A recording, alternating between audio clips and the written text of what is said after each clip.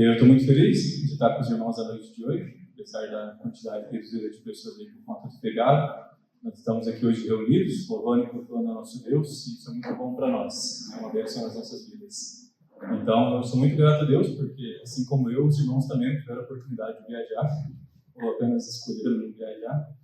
Vamos seguir então com a nossa série de pregações do Salmo 119. Cada trecho desse salmo tem 8 versículos. E o trecho de hoje é o que vai do versículo 57 até o versículo 64.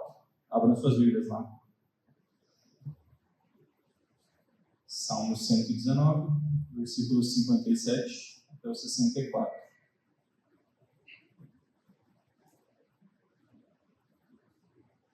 Vamos olhar o texto do começo ao fim, para levantarmos algumas observações iniciais. Então, Salmo 57 até 64, assim diz a palavra do Senhor. O Senhor é a minha porção. Eu disse que observaria as tuas palavras. Roguei deveras o teu favor com todo o meu coração. Tem piedade de mim, segundo a tua palavra. Considerei os meus caminhos e voltei os meus pés para os teus testemunhos. Apressei-me e não me detive a observar os teus mandamentos. Bandos de ímpios me despojaram, mas eu não me esqueci da tua lei.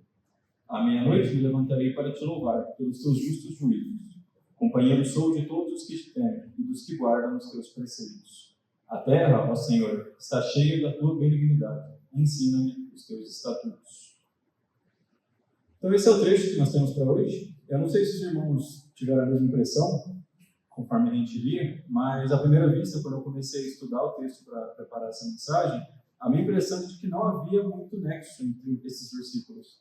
Eles faziam sentido sozinhos, certo? Cada um lido separadamente. Mas por que eles estão agrupados aqui dessa maneira, nesse oitavo cântico aqui do Salmo 119? E então a gente vai tentar olhar verso a verso, para ver se a gente encontra algum fio condutor, alguma lógica que liga esses versículos. Eu tenho uma teoria que eu pensei estudando o texto, e eu vou compartilhar com os irmãos conforme a gente segue no estudo. E aí vocês avaliem se faz sentido. O primeiro versículo, versículo 57, diz assim: O Senhor é a minha porção. Eu disse que observaria as tuas palavras. O que significa algo ser a sua porção? O que quer dizer essa linguagem que é bastante comum no Antigo Testamento? Esse termo é usado para falar do valor, do apreço que você tem por algo ou alguém. Se você tem uma herança que você vai receber e dividir com seus irmãos, aquilo que você receber é a sua porção. Quer dizer, aquilo que é valioso para você, algo do seu tesouro. Então, o que o salmista começa dizendo no verso é como Deus é importante para ele, como ele valoriza Deus, quem Deus é. E ele começar o texto dessa forma traz para a gente a ideia de que a primeira coisa era a primeira coisa que ele tinha para falar. Quer dizer, entre os vários amores que ele tinha, entre os vários tesouros que o coração dele ama e valoriza, a família, certo? Os filhos, os pertences, o povo, a terra, o seu trabalho, entre todos esses, e acima de todos esses, Deus é o principal entre todos. E é isso que está em primeiro lugar dentro do coração do salmista. E isso já confronta a gente logo de cara, certo? O que você diria que é a sua porção? Se eu pedisse para você falar ou cantar, já que estamos em Salmos, né, sobre algo que você gosta, será que a primeira música que viria à sua mente é uma música sobre Deus? Você tem valorizado Deus em primeiro lugar? E quando eu digo Deus, eu não estou dizendo apenas as coisas de Deus. Não estou falando da igreja, do culto, do PG, ou da leitura da palavra apenas pela leitura. Tudo isso é bom. Mas a pergunta é, temos valorizado o próprio Deus, em primeiro lugar? A pessoa de Deus, nosso relacionamento pessoal e íntimo com o Senhor. Será que é isso que nós temos mais valorizado? O primeiro cântico em nossos corações deve ser: o Senhor é a minha porção, o Senhor é o meu tesouro. E o salmista segue dizendo: eu disse que observaria as tuas palavras. A gente já viu ele fazer esse compromisso várias vezes no nosso estudo aqui do Salmo 119, certo? Eu vou citar só alguns exemplos rápidos dos trechos que a gente já viu até agora nesse salmo. No verso 5, quem dera que os meus caminhos fossem dirigidos a observar os teus mandamentos. Verso 8, observarei os teus estatutos. Verso 15, meditarei nos teus preceitos, terei respeito aos teus caminhos. Verso 16, recrear-me-ei nos teus estatutos, não me esquecerei da tua palavra. No 30, escolhi o caminho da verdade, propus-me seguir os teus juízos. No 32, correrei pelo caminho dos teus mandamentos. No 34, dá-me entendimento e guardarei a tua lei, observá-la de todo o meu coração. No 44, assim observarei de contínuo a tua lei para sempre e eternamente. Então, por que essa constante reafirmação dessa vontade, desse compromisso que o salmista tem aqui? Bom, porque justamente é algo que deve fazer parte contínua das nossas vidas. Todo dia você deve acordar e ter como meta: ter como objetivo na sua mente: eu vou seguir a Jesus hoje, eu vou obedecer os mandamentos de Deus. Esse é o compromisso contínuo e diário que o cristão deve ter. Nada mais natural que no Salmo 119, que traz o foco para a palavra de Deus, a gente veja tantas vezes esse compromisso sendo reafirmado de várias formas diferentes. Agora fica ainda uma pergunta sobre esse versículo. Qual é a relação entre essas duas frases? Por que elas são ditas uma junto da outra? E aqui não tem como a gente ignorar as palavras de Jesus lá em João 14,15. Se me amais, guardai os meus mandamentos. Você diz que ama Deus? Você fala que ama Jesus? Você diz que o Senhor é a sua porção? Então obedeça-o. Viva de acordo com a lei dele, com os mandamentos dele. Não caia nessa versão antinomista de evangelho. O que é antinomismo? Nomos é lei. Então, antinomismo é esse discurso de que no cristianismo não tem isso de lei, de obediência, tudo é graça, certo? Nós temos liberdade em Cristo para vivermos como quisermos. E sim, nós temos liberdade em Cristo, mas não liberdade para pecar. Não tem liberdade nenhuma para isso. E o que o antinomista nos acusaria, quando a gente fala de obediência, é de sermos legalistas. Mas dizer que é um dever do cristão obedecer o seu mestre não é legalismo, é a Bíblia. É o que Jesus diz: se me amais, guardai os meus mandamentos. E Jesus não estava inventando isso, não estava inventando do nada, não era nada de novo. Isso existe desde Moisés. Lá em Deuteronômio 11, no verso 1, diz assim: amarás, pois, o Senhor teu Deus, e guardarás todas as suas ordenanças, e os seus estatutos, e os seus juízos, e os seus mandamentos, todos os dias. Então, amor e obediência andam juntos. Pregar a necessidade de obediência não é legalismo, é o que a Bíblia ensina. Um último comentário, antes da gente ir para o próximo versículo. Nas nossas Bíblias em português, existe um ponto e vírgula, uma vírgula no meio do versículo, certo? Que separa a frase: o Senhor é a minha porção, da frase: eu disse que observaria as tuas palavras. Ok? Todo mundo viu isso aí na Bíblia? Tem uma construção aqui no hebraico, nesse versículo, que eu não vou tentar explicar, porque eu não vou conseguir fazer isso bem. Mas basicamente esse eu disse, esse eu falei, deveria estar antes do ponto e vírgula, e não depois. Ok? Essa quebra, essa pausa vem depois do eu disse. Então não seria apenas o Senhor é a minha porção, pausa, eu disse que eu observaria as tuas palavras. Na verdade seria: eu disse que o Senhor é a minha porção. Ou seja, eu tenho como verdade, eu declaro como verdadeiro que eu valorizo o Senhor. E de que maneira que eu faço isso? Como que eu declaro que isso é verdade para mim? E aqui, então, o compromisso ele se torna um explicativo do modo que isso acontece. Eu disse que o Senhor é minha porção através de obedecer as palavras dele. E então aqui a ideia está completa, certo? Mesmo que na época que o Salmo foi escrito não tivéssemos lá a fala de Jesus: se me amais, guardai os meus mandamentos, essa ideia já está presente na própria construção hebraica do texto. Quer dizer, eu afirmo que eu amo o Senhor, que ele é a minha porção, por meio de guardar os seus mandamentos. É assim que devemos viver. Vamos seguir então o Salmo, tendo essa ideia como grande tema desse texto. Verso 58. Roguei deveras o teu favor com todo o meu coração. Tem piedade de mim, segundo a tua palavra. Esse versículo aqui levanta para a gente algumas dúvidas, né? Quer dizer, o começo faz sentido. Se nós temos o Senhor como porção, como valioso, nós iremos clamar, rogar, buscar o favor dele. E aqui o favor, né? Busquei o teu favor é a ideia de buscar a tua face. Sabe quando a pessoa está com a cara virada contra você? Isso passa a sensação de que ela está contra você de alguma forma, né? Oposta a você. Você nem pediu nada para a pessoa, mas se ela está com a cara virada contra você, já parece que é não, mesmo sem você ter pedido. E então é claro que a gente não quer que Deus seja com a face virada contra nós. A gente roga, a gente clama pela face do Senhor, pelo favor dele. Da mesma forma, o exemplo que a gente viu, se você vem até mim e eu estou com o rosto virado para você, olhando para você, a sensação que passa é que eu estou desejoso de te ouvir e de te atender. Então essa primeira parte do versículo 58 faz sentido.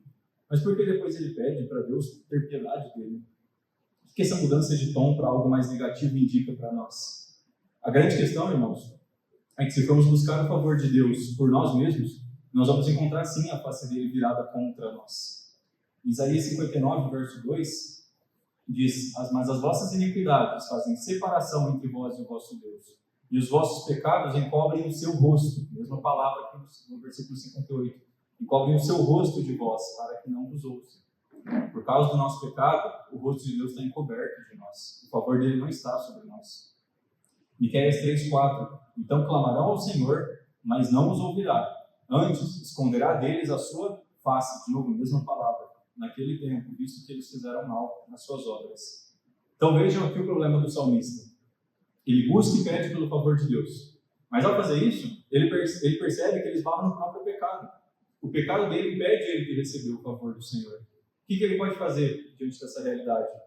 Existe apenas uma opção correta: se jogar, se derramar, clamando por misericórdia, por piedade. A parábola de Jesus sobre o fariseu e o publicano ilustra perfeitamente esse ponto. 2 homens subiram ao templo para orar, um fariseu e outro publicano. O fariseu, estando em pé, orava consigo desta maneira: ó Deus, graças te dou, porque não sou como os demais homens, roubadores, injustos, adúlteros, nem ainda como este publicano. Jejuo 2 vezes na semana e dou os dízimos de tudo quanto possuo. O publicano, porém, estando em pé de longe, nem ainda queria levantar os olhos ao céu, mas batia no peito dizendo: Deus, ó Deus, tenha misericórdia de mim, pecador. O publicano leu no Salmo 119, 58. Ele tinha consciência do seu próprio pecado. Ele reconhecia isso diante de Deus. E ele clamava por misericórdia, da mesma forma que o salmista faz aqui. A gente vai voltar para essa ideia no final, para algumas conclusões, mas por enquanto vamos seguir aqui no texto. Verso 59. Considerei os meus caminhos e voltei os meus pés para os teus testemunhos. Novamente, a gente tem 2 frases aí separadas por uma vírgula, e então vamos de novo entender como elas se relacionam. Considerei os meus caminhos. Isso é extremamente importante, irmãos. É muito simples. A gente está falando aqui de autoanálise. A gente está falando de introspecção. Conhece-te a ti mesmo, como dizia o filósofo. Deve fazer parte da vida do cristão momentos de considerar os próprios caminhos. Analise a sua vida. Como você tem vivido? Você tem vivido como se Deus fosse a sua porção, o seu tesouro? Você tem honrado seu pai e sua mãe? Você tem amado e cuidado da sua família? Você tem sido honesto no seu trabalho? Você tem buscado servir a igreja? Tem buscado edificar e fortalecer os seus irmãos?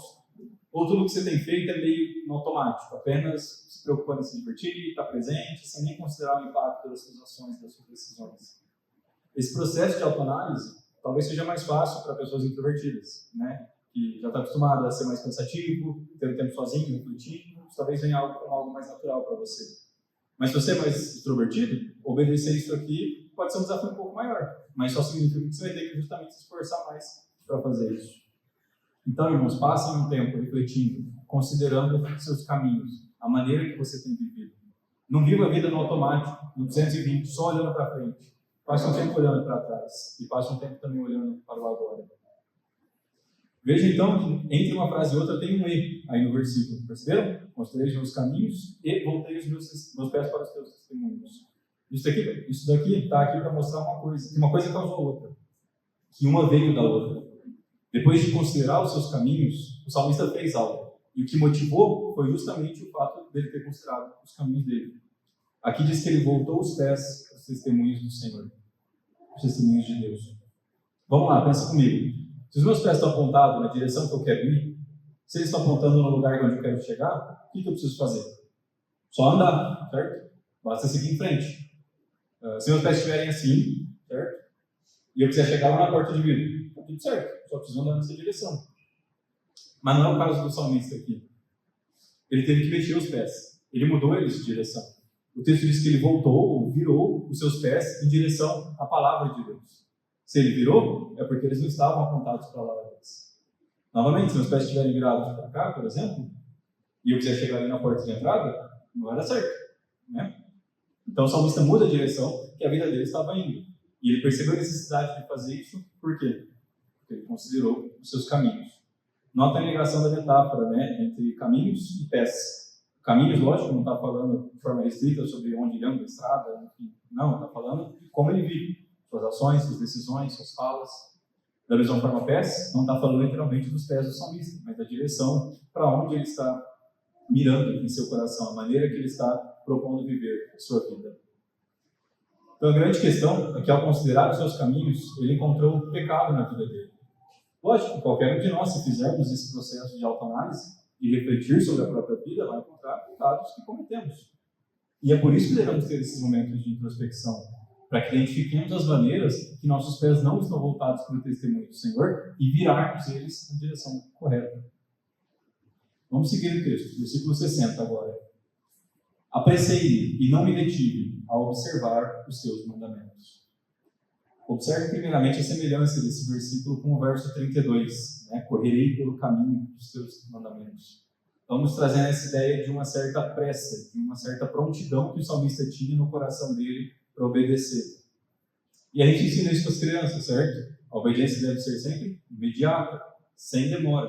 Quando você fala para o seu filho arrumar o quarto, você não espera que ele faça isso daqui 6 horas, ou amanhã, ou semana que vem. Você espera que ele faça isso agora. E com Deus é da mesma forma. Tudo aquilo que Deus manda nós fazermos e sermos, nosso compromisso, nossa vontade deve ser de obedecer agora. Quantas áreas da nossa vida a gente sabe que tem que mudar, a gente sabe que está em desacordo com a palavra de Deus, mas a gente adia, a gente procrastina. Nós não somos rápidos a obedecer, mas somos rápidos a fazer vista grossa ao nosso próprio pecado. Somos rápidos para ignorar as diversas maneiras que estamos falhando em amar a Deus, em amar o nosso próximo, os nossos irmãos. Veja que esse versículo não está depois do anterior por acaso. Existe uma lógica nele dizer isso, que ele diz aqui no 60 agora. A gente viu no 59 que ao refletir sobre as próprias ações, ao considerar o seu caminho, o salmista encontrou pecado na vida dele. Por isso a resposta dele imediata é correr para obedecer, para mudar de vida, mudar a forma que ele estava vivendo. Apressei-me e não me detive. Essas duas palavras juntas são bem parecidas, elas servem uma para reforçar a outra. A ideia é que ele foi rápido e foi sem parar. Ele não hesitou, ele não olhou para trás, né, como a mulher de Ló. Ele foi rápido nessa direção e ele estava certo de que era aquilo que ele deveria fazer. Então ele não parou para repensar. Por isso, irmãos, na medida que você identificar pecado na sua vida, não demore para tratar. Não coloque na gaveta, não varra para debaixo do tapete do seu coração. Corra para a palavra, corra para a obediência, apresse-se e mire até Deus. O próximo versículo diz assim, 61. Bandos de ímpios me despojaram, mas eu não me esqueci da tua lei. Então agora o ritmo da poesia muda. Até aqui a gente só teve 2 personagens, certo? O salmista e Deus. Até o verso 60, o que a gente observou é a jornada pessoal e íntima do ser humano com Deus, em sua busca por Deus, pela santidade, pela obediência. E aqui o autor foi muito certeiro em nos fazer lembrar que a nossa caminhada com Deus não acontece num vácuo. Existe todo um mundo à nossa volta, na maior parte das vezes indiferente ou até hostil a nós, com o qual a gente vai ter que lidar em meio à nossa caminhada com Deus. Veja, isso é muito importante. As suas interações com o mundo, com as pessoas do mundo, elas não acontecem à parte da caminhada com Deus. Elas fazem parte da caminhada. Não é como se fosse, agora eu vou viver aqui no mundo, perto das pessoas, e aí quando eu chegar em casa, quando eu estiver sozinho, eu vou retomar minha vida com Deus. Não. Essas coisas acontecem juntas. Você precisa aprender a seguir os caminhos do Senhor e ser obediente, inclusive perto de um bando de ímpios, como o texto diz. Agora, essa frase é bem interessante, né? Bandos de ímpios me despojaram. Aqui a palavra para bando pode ter o sentido de laço ou corda também, mas também se refere a um grupo de pessoas. E se você é brasileiro, certo? Pagador de impostos, você com certeza, sem sombra de dúvida, consegue se identificar nessa frase, né? A situação trágica do nosso país há muitas décadas é que tem um bando de ricos que vivem de nos despojar, nos explorar, de roubarem aquilo que é nosso. E daria para ficar horas aqui falando sobre essa tragédia econômica, monetária e financeira que nosso país vive. Mas vamos para o texto. O que o salmista está afirmando nesse versículo? Vejam, ele nos dá o exemplo de como nós devemos viver nesse mundo caído, que muitas vezes é injusto para conosco. O salmista foi despojado por ímpios, considerando o contexto da época. Podemos imaginar ali uma batalha em que o povo tenha perdido e os vitoriosos pegam o despojo da guerra, não é? Ou algum tipo de armadilha, que seria a ideia do laço que eu falei agora há pouco, deve ser preso no laço, numa armadilha. Mas a grande questão aqui é que nesse versículo o salmista passa por alguma dificuldade, assim como todos nós passamos em algum momento, e como que ele reage? Mas eu não me esqueci da tua lei. Ele persevera, ele fica firme naquilo que ele se propôs a fazer lá no começo. Percebam o fato de que tem mais ali. Ou seja, no primeiro momento, o que poderia se esperar é que ele ter passado por esse problema ia prejudicar a caminhada dele com Deus, certo? Quer dizer, olha aqui, eu estava fazendo a coisa certa, o Senhor é minha porção, eu apreciei observar os seus mandamentos e tudo mais. Por que eu estou passando por dificuldade? Por que as coisas não estão só dando certo? Bom, essa é a realidade. Nossa, nesse mundo caído. No mundo tereis aflições, mas tem de bom ânimo. Jesus Cristo venceu o mundo. A pergunta não é se teremos aflições ou não. Nós teremos. A pergunta é, nós vamos permanecer durante e depois da aflição? Vamos ficar firmes na nossa confissão de fé, na nossa missão em busca de Deus, em busca de uma vida santa? É exatamente a lição que Jesus trouxe na história das 2 casas, lá em Mateus 7. Todo aquele, pois, que escuta estas minhas palavras e as pratica, assemelhá-lo-ei ao homem prudente, que edificou a sua casa sobre a rocha. E desceu a chuva, e correram rios, e assopraram ventos, que são as tribulações, certos bandos de ímpios que combatem contra a gente, e combateram aquela casa, e não caíram, porque estava edificada sobre a rocha. E a rocha é o quê? Escutar e praticar as palavras de Deus, que é exatamente o que o salmista está falando aqui no Salmo 119. Ao passo que o homem é insensato, aquele que ouve essas minhas palavras, ou seja, ele também ouve, ele também está aqui na igreja ouvindo sermões, e não as cumpre, compará-lo ao homem insensato, que edificou a sua casa sobre a areia. E desceu a chuva, e correram rios, e assopraram ventos, e combateram aquela casa e caiu.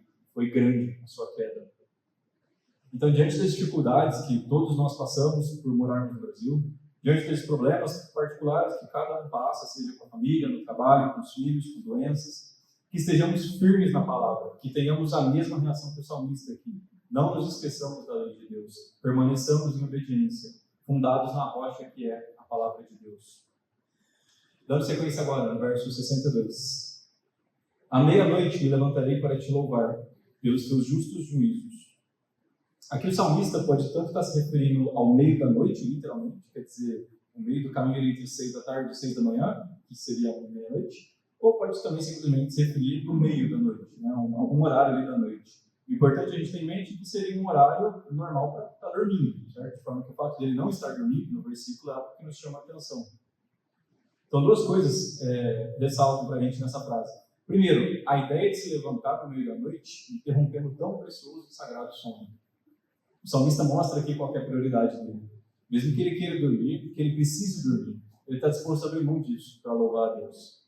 Hoje em dia, nós talvez nos levantemos por bebês ou crianças passando por alguma necessidade, ou por um chamado forte de ir ao banheiro, ou um chamado forte para se hidratar. Mas será que a gente já se levantou por um chamado forte de buscar mais a Deus? Por termos fome dele, por termos sede de Deus? E eu não estou dizendo isso, irmão, como um mandamento. Como se uma vez por semana você precisa se levantar meia-noite, plena quarta-feira, para ter um momento devocional. Não é isso. Apesar de que levantar 8h30 duas vezes por mês para vir beber não parece que seja muito. Quem tem ouvidos, ouça. De qualquer forma, aqui o salmista se levanta no meio da noite com o coração voltado para Deus. A gente sabe ainda no estudo da história que em algumas épocas e em algumas regiões era comum o sono bifásico, o sono segmentado. Ou seja, a pessoa dormia, acordava no meio da noite por um tempo e depois tinha um segundo período de sono. Talvez o tempo total dormindo fosse o mesmo que o nosso hoje, mas isso nos dava em um único período, como a gente costuma fazer. E eu sei que algumas mães devem estar pensando que, na verdade, é ao contrário, né? 2 períodos acordados com um pequeno período de sono no meio, né? Vai passar. Eu não sei dizer se era esse o estudo do salmista. Talvez era, pelo fato de que ele provavelmente era um sacerdote. E, muito provavelmente, os sacerdotes faziam essa rotina de sono por conta de alguns deveres sacerdotais ali que eles tinham. Mas seja como for, mesmo que se levantar no meio da noite fosse rotina para ele, a segunda coisa que nos chama a atenção é justamente o que ele faz. Ele poderia se levantar para várias outras coisas. E ele faz isso para louvar a Deus, pelos justos juízos de Deus. E agora, então, independente do horário, você tem o costume de louvar a Deus? Costuma brotar no seu coração um cântico de louvor a Deus? Seja as que cantamos aqui na igreja, ou alguma que você gosta muito, que ainda não entrou no repertório. E veja que faz todo sentido louvar a Deus por ele ser justo. Vai pensar, a gente nem consegue imaginar como seria um mundo em que tivesse um ser todo-poderoso, que sabe todas as coisas, que está em todos os lugares, e que fosse mal, cruel e injusto. Quer dizer, dá para imaginar como horrível seria um mundo assim? Então louve a Deus porque ele é bom, porque ele é justo, porque ele é misericordioso e gracioso para com pecadores. Seguindo na leitura agora, verso 63. Companheiro sou de todos os que te temem e dos que guardam os teus preceitos. Lembra no verso 61, que a gente viu que o salmista lembrou que a gente não está sozinho, né? Que o mundo à nossa volta pode ser fonte de problemas, de aflições para nós? Aqui ele novamente é muito certeiro em nos lembrar, dessa vez de forma positiva, que a gente não está sozinho. Se por um lado a gente tem um dificultador na vida cristã, que é o mundo, os ímpios, por outro lado a gente tem um facilitador, que são os nossos irmãos em Cristo. Inclusive é bem interessante no hebraico, a palavra ali para bandos, no verso 61, é bem parecida com essa palavra companheiro, do verso 63. Então, com certeza tem um contraste ali intencional entre esses dois versículos. E a verdade é que nem eu, nem você, nem ninguém consegue viver a vida da fé sozinho. por conta própria, sem edificação mútua que vem do convívio e da comunhão que devemos ter uns com os outros. Aqui no versículo, o salmista deixa claro o grupo de pessoas de quem ele é companheiro, os que temem a Deus e guardam os preceitos de Deus. Por que ele diria isso aqui já no final do seu cântico, se não fosse para nos lembrar da importância que a comunhão cristã tem em nossa jornada em busca da santidade? As lições aqui são bem claras. Primeiro, busque pessoas assim como seus companheiros. Na hora de formar amizades, de buscar união e comunhão com as pessoas, busque aquelas que temem a Deus e obedecem aos seus mandamentos. E a segunda lição que complementa essa é: seja essa pessoa para alguém, seja essa pessoa que os outros buscam quando querem estar com alguém que teme a Deus, alguém temente a Deus e obediente à sua palavra. É um privilégio tão grande, uma alegria muito grande também, ser usado por Deus para ajudar e edificar um irmão seu na igreja, de dar um conselho certo, de trazer uma palavra de conforto ou de confronto. Você não vai ter isso se você faz de companhia, se você faz companheiro de tolos e de ímpios. Então, cultive companhias que temam a Deus e cultive você mesmo o temor de Deus e a obediência. Concluindo o trecho de hoje, o salmista diz, 64, a terra, ó Senhor, está cheia da tua benignidade, ensina-me os teus estatutos. Então, irmão, o trecho se encerra com uma palavra de exaltação a Deus e de reconhecimento da dependência que o salmista tinha de Deus. Por que dizer, nessa altura do campeonato, que a terra está cheia da benignidade, do resto, do amor fiel de Deus?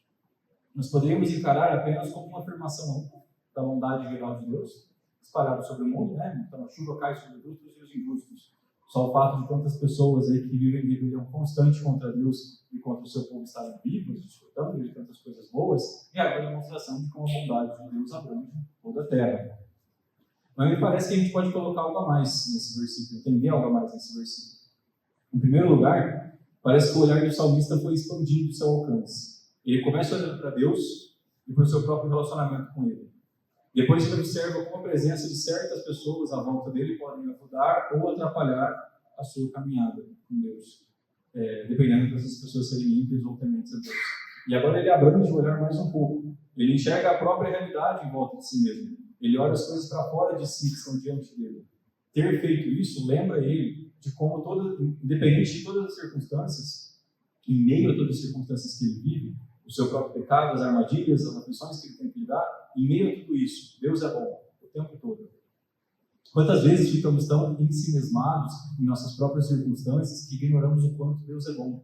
Quando nós deixamos de focar apenas naquilo que nós mesmos estamos passando e olhamos para o contexto maior à nossa volta, nós não podemos deixar de observar e notar a bondade de Deus espalhada e manifestada em tudo à nossa volta. E a segunda ideia presente aqui nesse trecho é justamente esse reconhecimento por parte do salmista, que o favor de Deus, a piedade de Deus, os mandamentos de Deus, a comunhão que a gente tem com os irmãos, tudo isso só é possível mediante a graça e misericórdia de Deus sobre nós. Nós não merecíamos nada disso, mas em sua bondade, por ele ser um Deus benigno, ele nos concede todas essas bênçãos. E por entender a dependência que ele tem de Deus, ele conclui clamando a Deus para que Deus lhe ensine a sua palavra. Então veja como tudo volta para a Bíblia, certo? Do começo ao fim desse trecho, o salmista fala de Deus, fala da palavra de Deus. Para concluir, algumas últimas reflexões.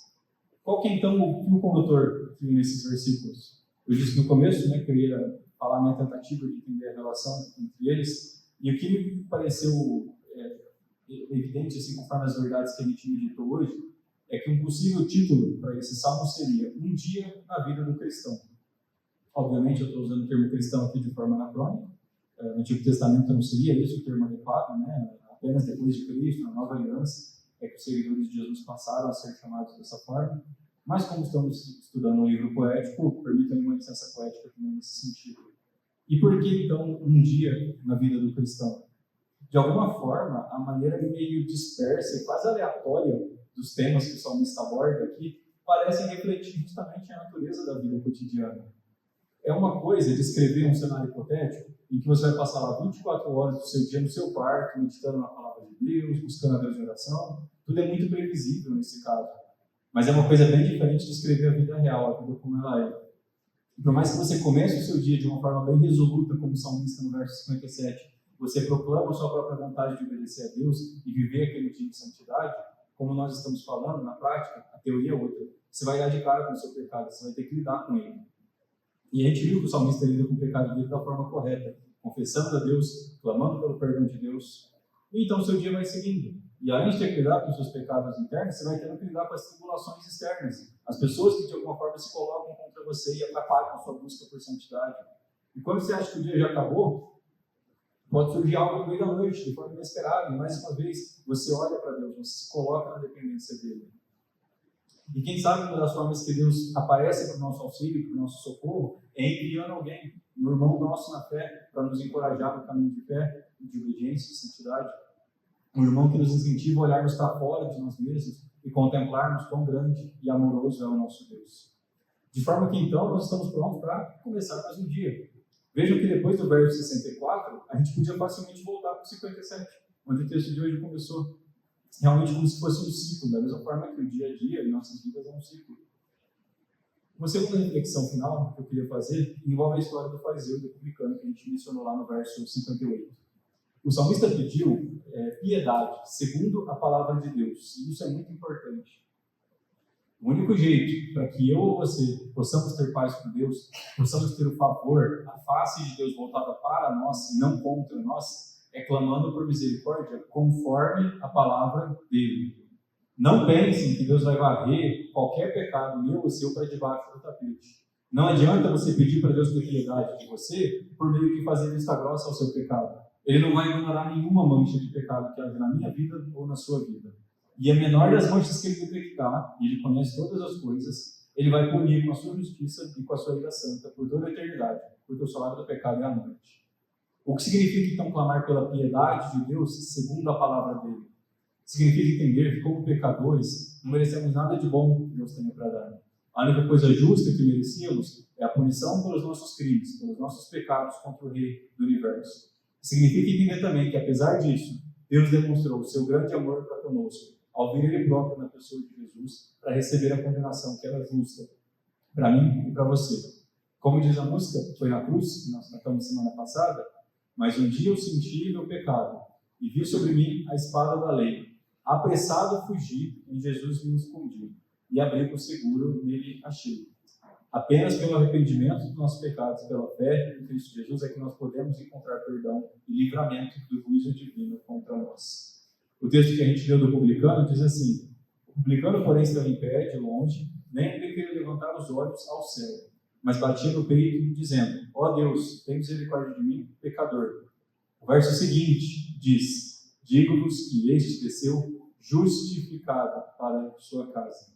Através da fé em Cristo, nós podemos ser justificados diante de Deus. Glória a Deus por isso. Amém, irmãos? Vamos orar. Senhor Deus, o Senhor é o nosso tesouro, o nosso bem maior. Nós clamamos pelo teu amor, pela tua benignidade sobre nossas vidas, Pai.